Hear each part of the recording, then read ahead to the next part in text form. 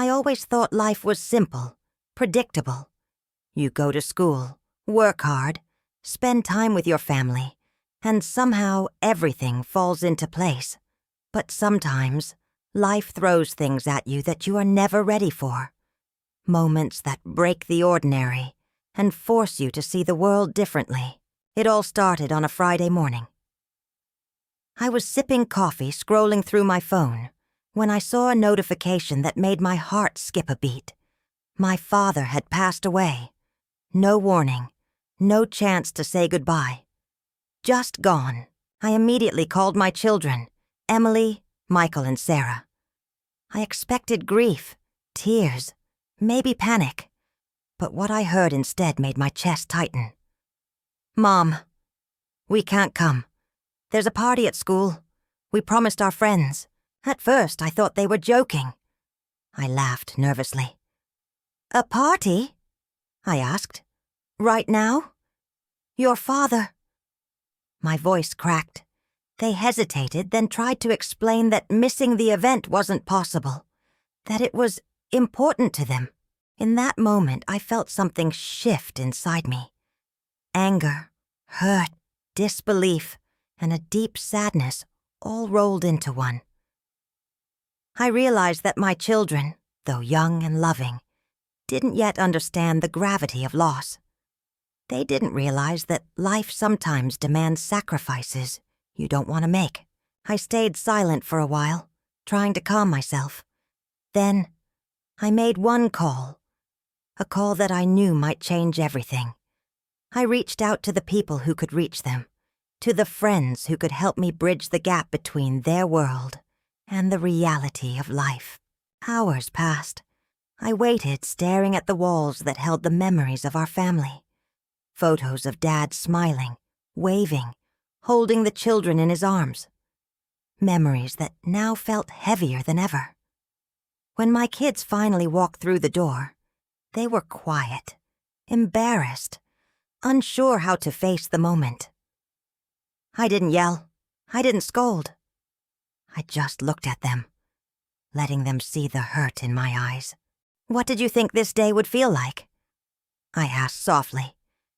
"That your father would just disappear and you'd carry on like nothing happened?"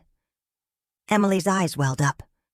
"Mom, we didn't think—" "I know you didn't. But thinking isn't enough," I interrupted gently. "You need to feel it, live it, understand it." We spent the evening talking, crying, sharing stories about Dad. For the first time, I felt like they truly saw the man he was, the sacrifices he made, the love he gave, the quiet strength that shaped our family. Days turned into weeks. The initial shock faded, but grief remained, quietly settling in corners of the house and our hearts. Emily started writing letters to her father, pouring out thoughts she had never spoken aloud. Michael built a small shrine in his room, adding photos, notes, and items that reminded him of Dad. Sarah, young as she was, started talking to an imaginary version of Dad every night, laughing and crying at the same time. Through it all, I realized something important. Loss isn't just about the person who's gone.